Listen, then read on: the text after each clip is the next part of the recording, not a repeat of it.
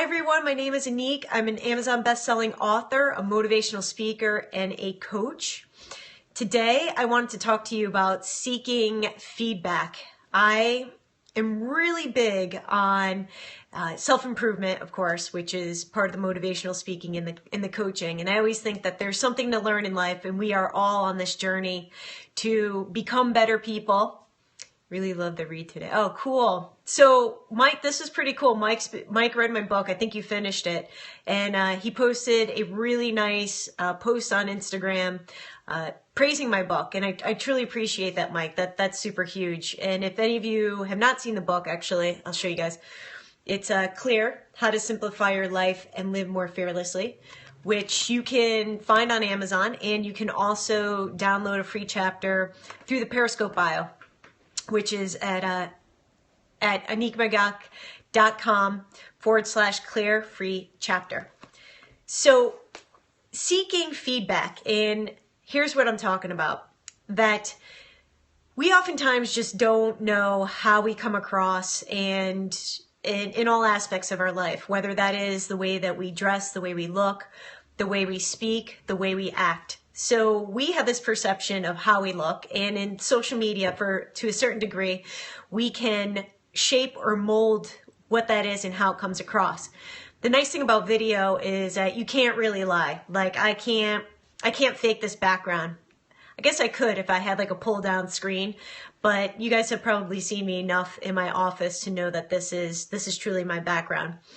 And when we cultivate, or again, we think that we are coming across in a certain way, and this happens a lot in a work environment, where you've seen, I'm sure everyone here has worked with somebody where they've thought, wow, this person really just does not know how they come across with the way they speak. For instance, they may end up coming off really abrupt and rude when they inside are thinking like, oh, I'm being really understanding and sympathetic. And everybody around them is like, you're crazy that you actually think that.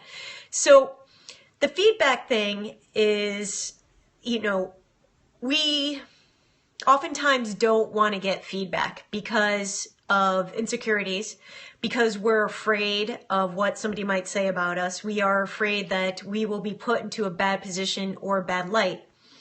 And I come from the mindset that getting feedback and seeking out feedback is really important to our growth. I'm going to relate this back to, I went to design school. I'm a designer by trade, in particular furniture design and interiors, and that's what I went to college for. So when you go to art school and design school, part of the curriculum is that you give each other critiques. And so you produce a piece of art or a piece of design, and then as a group, you critique it, and it's part of your daily challenge. Now, the great thing about getting those types of critiques is that when you are working creatively and you are working for hours and even days on a project, you come out of the hole or you come out of the studio, to actually get feedback on the project is so life-changing and important. Now, not all critiques are great. You're going to have people that are just mean-spirited and they like to tear people apart. But I learned so much during my college years about myself and about the work that I wanted to put out in the world. So when you are underneath the scope of an eye and you know that you're going to get a critique back, especially when you've got teachers that are involved in critiquing, you are going to learn something about what you're producing. And I had something come up years ago, and I'll never forget this. So my professor at the time was Tony Whitfield, and I have the utmost respect for him. To this day, we're still friends, and thank you so much for sharing this. I truly appreciate that. So Tony, here I am, I'm like I'm a teenager. I'm in college. I'm like maybe 19, and I'm thinking to myself, I produced this piece of art. I put my blood, sweat, and tears in it. And I just had this attitude that, nobody was going to understand my message through this piece, so that I didn't really feel like I wanted to share this particular part of myself. And I just was kind of making the assumption that just people wouldn't understand what I was trying to say or do. Now, how many of us actually feel that in life, that we are going through life and feeling like people can't relate to what we are thinking? You know, my experience is unique, so how could you understand what I'm going through? How could you be sympathetic to my needs? How could you be sympathetic to bad things that might be going on with me? It's really hard, and we start to get really into our heads about how we think and feel about certain things without really understanding if anybody else understands that. Well, Tony Whitfield put me in my place. At the time, it was not fun, and I know that after I left the critique room and I bawled my eyes out, he totally called me out in front of a room of probably about 30 or 40 people, and he said, Annick, and he said it in a much at the time, what I thought was a much harsher tone, but he was basically like saying to me, Annick, do not ever underestimate your audience. Do not think that your audience is stupid. You are not smarter than anybody else. Now, that sounds harsh. However, teenagers need to hear that. And I most definitely needed to hear that. You know, I definitely, you know, had an ego. I have an ego. It comes out, you know, when I don't want it to. And at the time that it said it, it was so jarring to me because I didn't know that I was coming across as being arrogant, or again, making the assumption that it came across that I was thinking that my audience was stupid, that it really profoundly affected me. And now, you know, only 5 years later, just kidding, I can have a better, I have a different perspective on it. And I can see, you know, again, this was a life lesson that I needed to learn. I can see now very clearly when I'm coaching with people, or to even see it, especially with social media and even presenting myself, that, you know, all of us who are putting things out there, and again, all of us who are putting anything on social media, we're in any capacity, whether it's a hobby, whether it's just for just sharing your life, we don't know how we come across. And never underestimate that the people who are looking at your posts, watching you, following you, are not understanding what you're trying to say. Now, we can always work on improving our message and how we communicate it.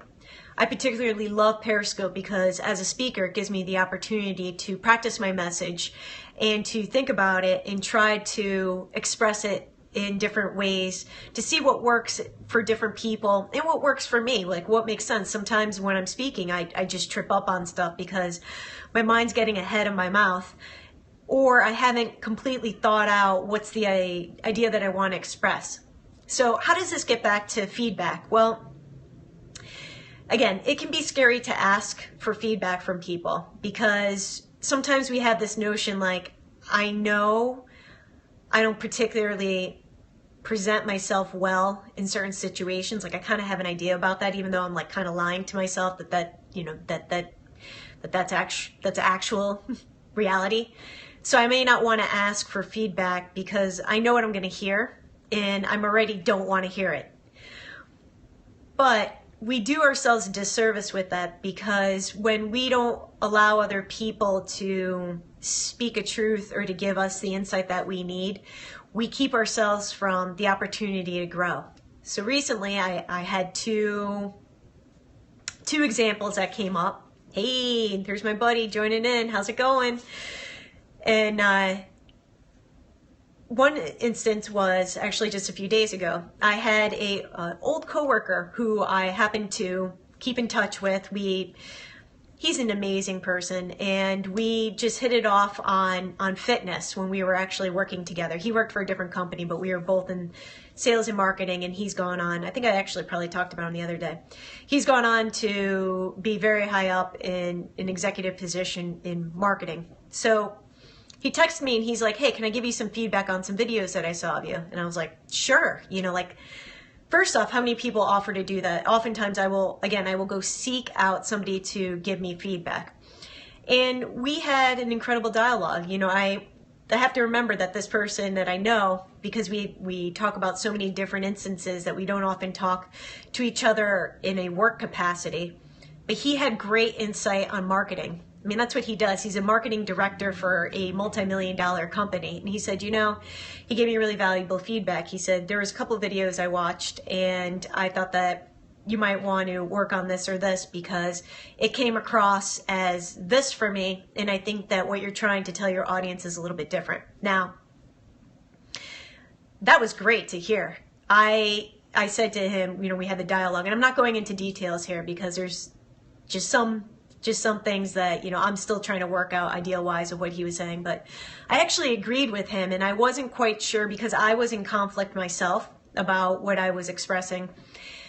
I wasn't sure if it was coming across that way or not, and he actually was able to sit there and tell me, yes, it was not coming across well. It wasn't bad by any means, and most people wouldn't notice, but if I want to become a better person, and I like, again, I am very big on wanting to become a top public speaker. Like that is one of my personal goals, is to be like one of the top-notch public speakers in the world. So I'm just putting it out there, see if it ever comes back.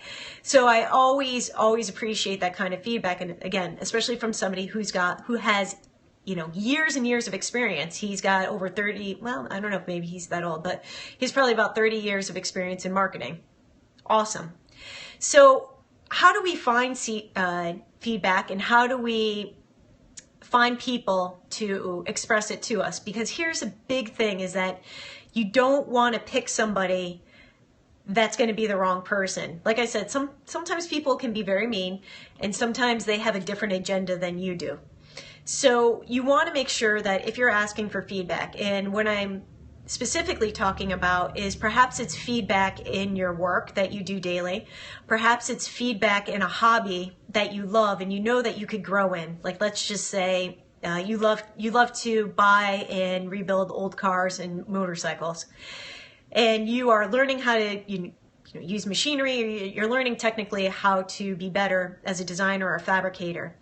You might want to approach somebody who has a lot of experience and say, hey, even something as benign as like, you know, how's my welding? What do you think of my welding? What could I do better as a welder? And getting that kind of feedback. Again, in a job perspective, you know, you might want to ask, you know, how am I coming across to the other employees? How am I, how's my work? Is it at the caliber that I actually think it is, or do you see somewhere that I can have improvement?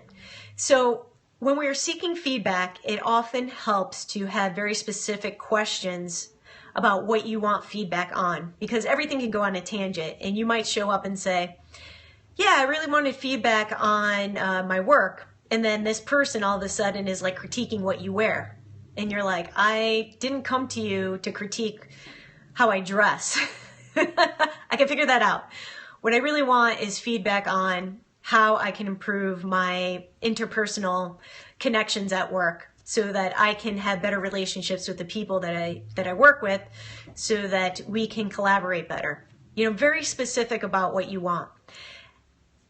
There are so many people out there that have infinite knowledge on certain projects. Now, I think about my parents, and I always tell them that they need to be hanging out with younger people. They're in their 70s, and they have years and years and years of experience of making things and knowledge, and when, you know, where they were working, very specific avenues of knowledge. And it's a shame that that's not tapped into, even from a mentorship perspective. Now, if somebody went to my dad and said, you know, I could really use feedback on how to, he was in manufacturing, you know, how to do specific manufacturing, how to build things, my dad would be able to give somebody, you know, knowledge that they would never learn in school, knowledge, hands-on, 45, 50 years of knowledge of actually having done it versus just reading a book or watching a YouTube video. You know, and we oftentimes will like kind of brush off older people and say, you know, what do they know? This is information age. You know, these people don't really know anything about what's going on or what my current circumstances or how the new workplace is. But there's a lot of parts in life that actually have not changed that much, and being able to tap into worldly knowledge and older knowledge can be very, very, very helpful, and it can also give you a different spin that other people are not getting. So please take advantage of the older people around you. They are not to be neglected. We need them, and unfortunately our community or our society loves youngness. But I have to say, I don't really want to listen, and I'm not going to offend anyone who, I hope not, anyone who is a 20-year-old, but when you're in your young 20s, you think you know everything. And the thing is like you really have not had that much practical experience. 5 years versus 50 years. Who am I going to listen to? Probably going to be the 50-year-old. When it comes to using a computer, no, definitely the 20-year-old. You know, everybody's got their place and their knowledge and their experience. So I encourage you guys to seek feedback. And if you are a person who's been approached to give feedback, try to keep it to the subject. Try to keep it not emotionally personal. And critiquing is an art form. It really, truly is. Like it took, again, it took years, even for me, like my college years of critiquing. And even after that, when I was working in the design world, even now, like I get a lot of people, as a coach, I would say that as a coach, I critique a lot. And people will say, hey, can you give me feedback on this? Especially on the online business world, because I have a business background and I'm online, so people will approach me for certain things. Like, what do you think of this? Bounce ideas off. And even better is when it's a back and forth where you match up with somebody that you're asking them for feedback, but you're also giving them feedback on something that you have expertise in. So for instance, I'm going to use somebody who's on this Periscope as an example, Misty. I think I used you the other day. So Misty is a web mistress and she provides web services. So I could totally see her bartering and getting feedback from somebody saying like, how is my new website looking? I'm really excited about this and I'm knowledgeable in my website, but maybe I need feedback on, I don't know, Misty wants to learn how to make kombucha. I don't know, totally making this up. Can you give me feedback on whether or not I'm doing this process right and if it looks good to you? And then maybe on the reciprocal side, the person is asking, I just built this website. Misty, from your knowledge and your experience, am I doing it the right way? Am I setting up my SEO properly? Can you give me feedback on what this looks like online? I think it's a beautiful site, but you might tell me that green and purple are not the most beautiful colors together. So we really should reach out into our community and tap into the knowledge that we can all have and share together. And I highly recommend that you reach out to people that you love on social media, unless you have people in person, which is even better. Like I really like when people who work together in an office will feed off each other or reach out, or preferably if they're even in a different department. When I worked corporate, again, I worked with different companies, and this gentleman that I talked about who gave me the feedback on the marketing, he worked for a different company. And, again, we have maintained a relationship and can give each other this kind of feedback, which is years after working with each other. And I think that that's awesome. And again, that's another example of a power of community, which I am going to talk about until I'm blue in the face, because it just really is so important to me that we create our own communities and tap into them and work together and create a collaborative environment. So if you see somebody on Periscope, you see somebody on Facebook, on Instagram, and you're working on a project and you think that that person that you may not even know that well, maybe not at all, but you like their work and would say, hey, could I get feedback on this? I guarantee you that about 75% of the time they will reply and would love to have a conversation with you. And you never know what gem you're going to learn. And this isn't about getting like just free knowledge just to get it, but really to get it to grow and to also offer them something in return. So you guys have an awesome night. It's Friday. I have hockey practice, which, to be honest, I cannot wait to go to. However, it is so hard to get motivated to go out at night, especially when it's like 10 degrees tonight. It's freezing. I'm wearing my hat in the house and like I got 10 layers on, even with the heat on. So you guys have an awesome weekend. And if you want, you can get a snippet of my book in the Periscope bio, which is AnnickMagac.com/Claire free chapter. Walking Dead is back Sunday. You know what? I've never actually watched it. Shh, don't tell anyone. I'm really into the Mad Men episodes that just came out. So final season. So that's what I'm kind of watching on Netflix. And trying not to binge watch so that I'm done in one night. So thank you, Misty. You have an awesome weekend as well. And everyone, all right, I will check out The Walking Dead. Sounds good. All right, you guys, have a great night and a great weekend. and I will talk to you later. Ciao.